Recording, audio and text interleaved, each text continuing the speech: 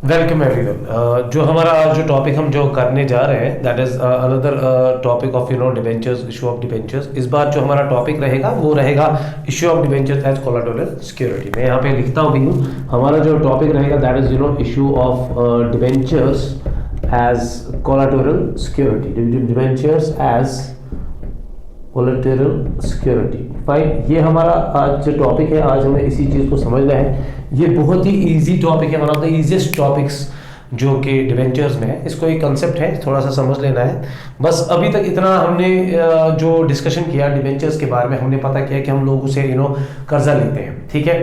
तो इस बार जब हम कर्जा लेंगे, लेकिन इस बार कर्जा लेने के बदले हम एक फेक चीज़ें यहाँ से डिवेंचर इशू करेंगे, लेकिन they will be like a fake. मतलब क्या फेक है? अभी तक जब भी हमने पब्लिक को डिवेंचर इशू किया, इस बार हम डिवेंचर्स इशू करेंगे, मतलब हम लेकिन एक फेक प्रोसेस में करेंगे। Like what I am trying to say like हम बैंक जो होता है, अभी तक हम कर्जा लेते थे लोगों से, अब हम कर्जा लेंगे बैंक से। यूजुअली हम बैंक के लिए बैंक के पास जाते हैं, बैंक से लोन लेते हैं, ठीक है। हम जब लोन लेते हैं तो हम ऑब्वियसली बैंक तभी लोन देता है जब उनको हम कोई मॉर्टगेज देंगे, ठीक है। तो हमें मॉर्टगेज देनी पड़ती है, बट अगर हमारी वो मॉर्टगेज सेटिस्फाई नहीं करती है बैंक को, bank ask for additional security. उस टाइम हम एडिशनल सिक्योरिटी के अगेंस्ट हम इशू कर देते हैं डिबेंचर्स को एज अ कोलैटरल सिक्योरिटी, जो कि फेक होते हैं, जो कभी मैच्योर हो भी नहीं सकते, हो भी नहीं सकते। उनको हम तब तक के लिए सस्पेंस अकाउंट में रखते हैं। व्हाट इट मींस कि मतलब issue of debentures as collateral security, इस बार आपको कंप्लीटली स्टूडेंट्स को ये दिमाग में रखना है कि हम इस बार कर्जा ले रहे हैं, लेकिन ले रहे हैं बैंक से। हम बैंक से एक लोन ले रहे हैं और लोन के बदले हम मॉर्टगेज अपनी कोई एसेट मॉर्टगेज करते हैं, हम सिक्योरिटी कोई रखते हैं, जमानत के तौर पे हम रखते हैं, मतलब गिरवी कोई चीज रखते हैं, तभी जाके बैंक कोई हमें पैसा देता है। अदरवाइज बैंक कभी पैसा नहीं देगा, क्योंकि बैंक इसके बाद अपनी एक सिक्योरिटी देखता है। अगर उस मॉर्टगेज की वजह से मतलब उसको सॉर्ट नहीं हुआ तो वो एक्स्ट्रा सिक्योरिटी मांगता है, ठीक है। What I means कि से इस बार हमें कंप्लीटली पहली बात यह है कि हम बैंक से लोन ले रहे हैं। मतलब मैं ऐसे एक एग्जांपल आपसे मैं डिस्कस करना चाहूँगा, एक कंसेप्ट मैं क्रिएट करना चाहूँगा यहाँ पे। लाइक मैं पहला केस क्या होता है इसमें issue of debentures as collateral security में आपको समझाने के तौर पे। लाइक अगर हम बैंक से कर्जा लेंगे तो हमारा कंपनी का बैंक अकाउंट डेबिट हो जाएगा तो बैंक लोन अकाउंट, ठीक है। तो हमने बैंक से लोन लिया, मान के चलते हैं मैं कोई भी मतलब यहाँ से एक फिगर रखता हूँ, 50 लाख का हमने लोन लिया, 50 लाख का हमने लोन लिया बैंक से, हमने 50 लाख का लोन लिया। अब बैंक ऑब्वियसली एक मॉर्टगेज हमसे मांगेगी, एक जमानत मांगेगी, सिक्योरिटी मांगेगी, तब जाके बैंक लोन दे सकता है। अच्छा, मैं यहाँ पे ये भी कह सकता हूँ कि आपको ये भी पता होगा कि अगर हमने बैंक से 50 लाख लोन लिए तो ये तो पता होना चाहिए कि जो वो सिक्योरिटी मांगेगा उसका वैल्यू उससे ज्यादा होना चाहिए। बैंक कभी भी तब तक नहीं देगा लोन जब तक कि वो जो हम उसको जमानत के तौर पे कोई भी चीज देंगे, मॉर्टगेज के तौर पे जो भी चीज हम देंगे सिक्योरिटी के ऊपर, उसका वैल्यू उससे ज्यादा ना हो, ठीक है। तो यहाँ पे ऑब्वियसली हमें मॉर्टगेज उनको देना पड़ता है। मैं ऐसे आपको केस सिखाने की कोशिश करूंगा। से फॉर एग्जाम्पल पहले में केस नंबर 1 क्या है, मैं लिखता हूँ इसमें व्हेन लोन टेकन, जब हम लोन लेंगे बैंक से तो उस टाइम हमारी ये एंट्री जाएगी। दूसरा है when assets are mortgaged, fine, assets are mortgage. मैं आपको ये दिखाना चाहूंगा इसकी प्रोसेस की है क्या बेसिकली ये concept issue of debentures as collateral security. अगर हमने बैंक से यहाँ पे एक एग्जांपल के तौर पे मैंने बैंक से लोन लिया, उनको मॉर्टगेज देनी है, मॉर्टगेज का वैल्यू तो बहुत ज्यादा निकलना चाहिए। एटलीस्ट अगर मैंने 50 लाख लिया तो मॉर्टगेज का वैल्यू 80 लाख निकलना चाहिए। ये तो यूजुअल बात भी है कि बैंक हमेशा इसलिए मतलब मॉर्टगेज का वैल्यू ज्यादा मांगता है, क्योंकि कल को अगर हम डिफॉल्ट करके, ठीक है, अगर वो डिफॉल्ट कर गए, उनको कोर्ट कचहरी उसमें खर्चा लगेगा या इंटरेस्ट ड्यू हो गए 1-2, तो मतलब 50 लाख से 60 लाख पहुंच जाएगा मतलब वैल्यू। तो बैंक ये पहले ही फ्यूचर के लिए अपने आप को सेव करना चाहता है, इसीलिए वो ज्यादा सिक्योरिटी का वैल्यू मॉर्टगेज आपको करना चाहता है। लेकिन ये देखिए कंपनीज में हम एसेट्स को मॉर्टगेज करते हैं, मशीनरी होती है, फर्नीचर होता है, या तो हम अपने बिजनेस को मॉर्टगेज कर देते हैं, ठीक है। तो बिजनेस का जितना भी वैल्यू निकलता है उसके 70% पे हम लोन लेते हैं, ठीक है। तो जब हम एसेट्स को मॉर्टगेज करते हैं ऑटोमेटिकली हम मैं ऐसे बताऊं कि इसमें क्या करते हैं, व्हेन एसेट्स आर मॉर्टगेज्ड, हम ऐसे एंट्री इसमें बेसिकली इसमें कोई एंट्री होती नहीं है। क्यों नहीं एंट्री अब होती है, ठीक है। अगर मैं बताऊं व्हेन एसेट्स आर मॉर्टगेज, अगर हम कोई एसेट देंगे इसमें कोई एंट्री आती नहीं है। अब स्टूडेंट सोच रहे क्यों नहीं एंट्री आती होगी, या कोई भी इंसान एंट्री इसलिए नहीं आती है क्योंकि हम बेसिकली कोई घटना घटती नहीं है, कोई फिजिकल पोजीशन कोई कुछ हो ही नहीं जाता है, कोई ट्रांजैक्शन हो ही नहीं जाती है। बेसिकली हम जब एक लोन जब लेते हैं, हम उसको सिक्योरिटी का मतलब ये होता है कि फ्यूचर में इन केस हम डिफॉल्ट कर गए, इन केस हम डिफॉल्ट कर गए, तब जाके आप आप हमारे एसेट्स को यूज कर सकते हो, आप उनको बेच सकते हो, या मतलब आप हम ऐसे रिटर्न लिख के देते हैं। मॉर्टगेज का मतलब ये होता है, ये हम रिटर्न लिख के देते हैं, मतलब कि भाई इन केस अगर हम डिफॉल्ट कर जाएंगे तब जाके यू कैन यूज इट। जब डिफॉल्ट कर जाएंगे, वो किसी को पता नहीं है कि डिफॉल्ट होगा कि नहीं होगा, but still for the future purpose के लिए बैंक मॉर्टगेज लेता है, ठीक है, मॉर्टगेज के डॉक्यूमेंट्स लेता है। हम फिजिकली मतलब उसको मॉर्टगेज नहीं देते। चलो मैंने मतलब कोई मकान अपना गिरवी रखा, मैंने बैंक लोन 50 लाख, मैंने क्या मकान उनको ही दे दिया, या मैंने कोई बिजनेस का कोई एसेट रख दिया, मैंने कोई एसेट मतलब बैंक को ही दे दिया, उसी का हो गया, मतलब मैंने लिख दिया कि भाई ये मतलब इन case if I will default तो ये आपका हो गया। नहीं, उसके बाद आप इसके ऊपर कुछ कर सकते हो, ठीक है। यू कैन टिल देन मैं सिर्फ आपको एक रिटर्न लिख के देता हूं, कोई एसेट आपके पोजीशन में नहीं जाता है, जस्ट सिंपल मैं आपको रिटर्न लिख के देता हूं। इसीलिए यहाँ पे कोई मतलब एंट्री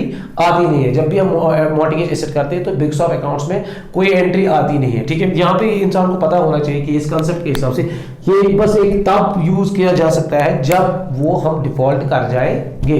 तो ये इसकी एक ब्यूटी यहाँ पे एक एसेट्स की होती है कि हमें मतलब उनको मॉर्टगेज के तौर पे मतलब लिख के देना होता है रिटर्न, ठीक है। अच्छा, यूजुअल क्या होता है, चलो मैं यहाँ पे एक चीज मान के चलते हैं, हमने जो मॉर्टगेज कोई एसेट रखा उसका वैल्यू 40 लाख निकलता है।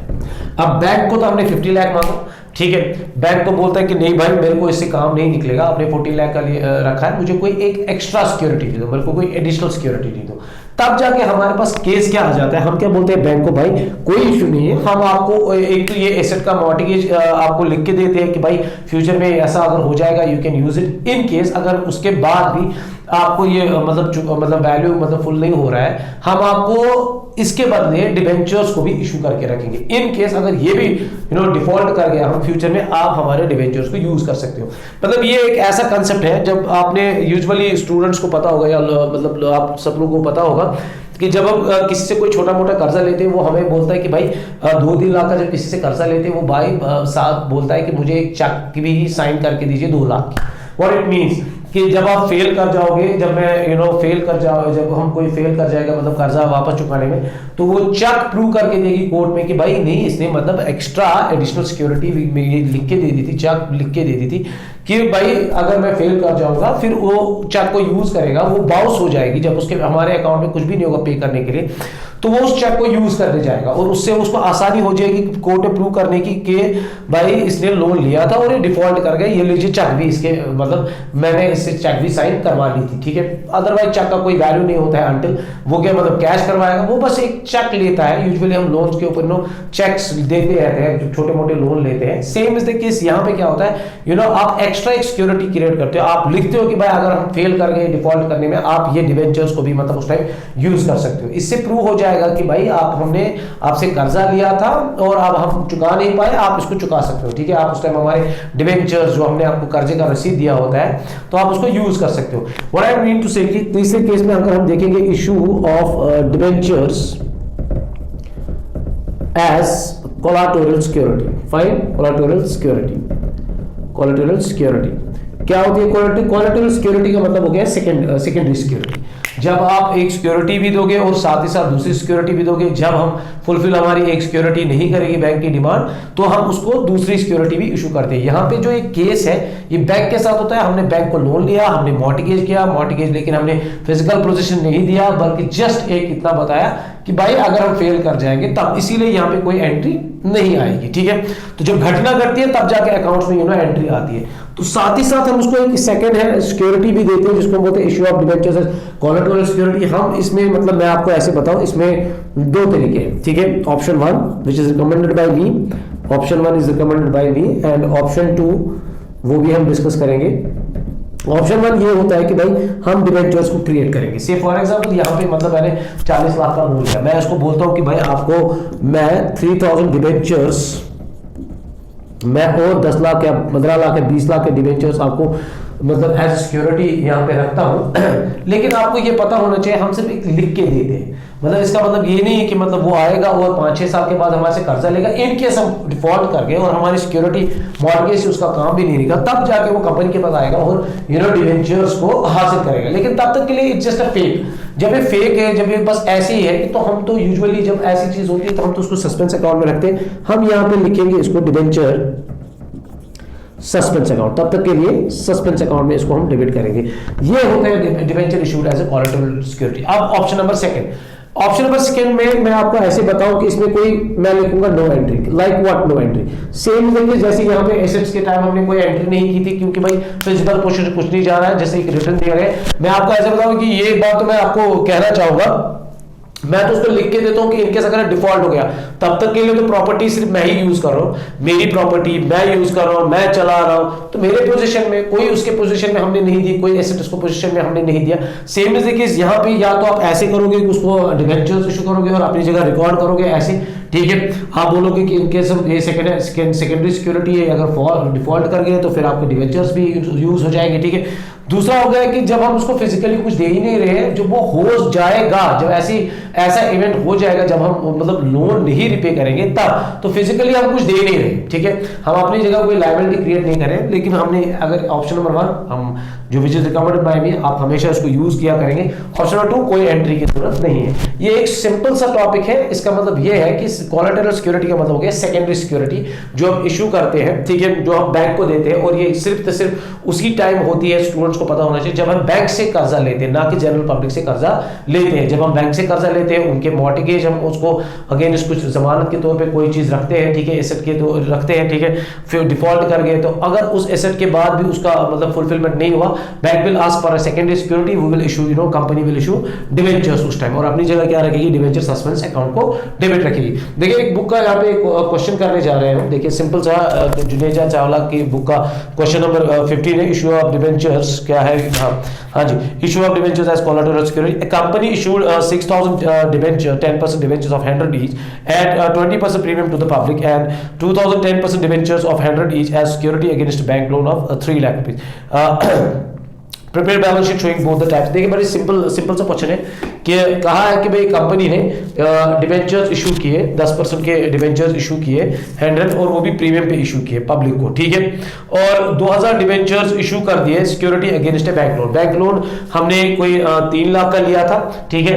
मतलब मैं ऐसे आपको बताऊं, मैं थोड़ा सा आपको यहाँ पे एक चीज सिखाने चाहूंगा। पहले हमने पब्लिक को इशू किए डिबेंचर्स, तो हमारे पास पैसे आए, बैंक अकाउंट डेबिट हो गया, 6000 डिबेंचर्स हमने इशू किए यहाँ पे इनटू 120 हमने किया, तो 10% डिबेंचर्स एप्लीकेशन, तो 10% डिबेंचर्स एप्लीकेशन अकाउंट जो था विच इज 6000 इंटू 120,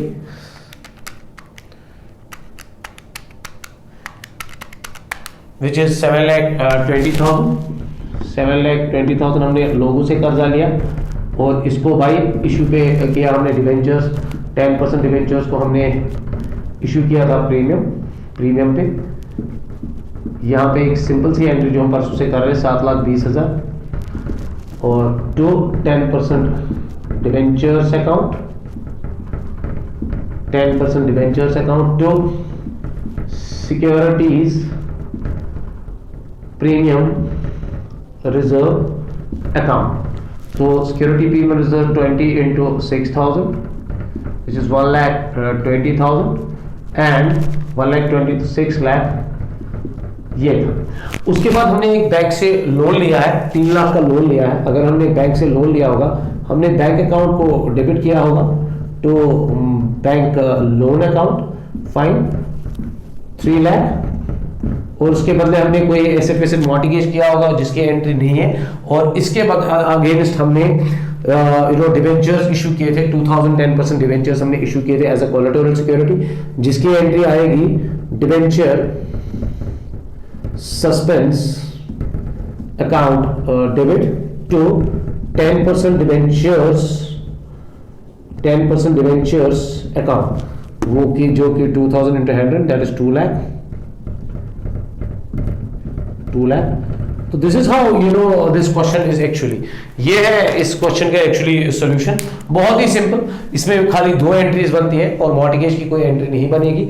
इसमें देखिए दूसरा क्वेश्चन भी है, issue of debentures as collateral security, जिसमें Sudha limited being in need of the further capital made an issue of 7,500 10% mortgage debentures of 100 is secured on the fixed assets of the company. Of these 6,000 debentures were issued to the public at a premium of 5%, while the remaining 1,500 debentures were issued to the company bankers by the way of collateral security against loan of 60,000। तो इसमें debentures issue किए थे 7,500 के debentures issue किए थे, उसमें से 6,000 public को इशू किए थे प्रीमियम पे 5% पे। सेम ये एंट्रीज आएंगी, ठीक है। उसके बाद एक बैंक लोन हमने लिया था 60,000 का, देन हम उसके अगेंस्ट एक 1500 डिवेंचर्स 100 रुपीज के जो हमने उसके अगेंस्ट इशू किए एज अ कोलैटरल सिक्योरिटी। तो बहुत ही ईजी है, मुझे नहीं लगता है कि मतलब स्टूडेंट्स इसमें बहुत कंफ्यूज होने चाहिए issue of debentures as a collateral security. तो it's a very easiest topic और यूजुअल इसमें थ्योरेटिकल पोर्शन में से क्वेश्चन आ जाता है हर साल जेके बोस की तरफ से कि what do you mean by issue of debentures as a collateral security. It's a secondary security जो हम इशू करते हैं अगेंस्ट बैंक लोन। जब भी हम बैंक से कोई कर्जा लेते हैं और मॉर्गेज के बगैर हम इनको इशू करते हैं, जिसमें हम डिवेंचर सस्पेंस अकाउंट को डेबिट करके रखते हैं और 2% डिवेंचर्स अकाउंट को क्रेडिट करते हैं, लायबिलिटी को क्रिएट करते हैं। जस्ट ए फेक चीज होती है और कुछ भी नहीं होती है for the time being. In case if we will default, अगर हम डिफॉल्ट कर जाएंगे, हमारे एसेट्स रिकवर नहीं कर पाएंगे नो बैंक उससे पैसा, तो वो इन डिवेंचर्स को तो उस टाइम यूज कर सकते हैं। This was issue of debentures as a collateral security. बहुत ही आसान, फिर से मैं कह रहा हूं, one of the important topics theoretical portion में आ जाता है। और इसके बाद जो टॉपिक हमारा इशू ऑफ डिवेंचर्स का आएगा वो होगा राइटिंग ऑफ डिस्काउंट या जो भी केस आएंगे further. I hope this topic will definitely help all the 12th class students. Thank you very much.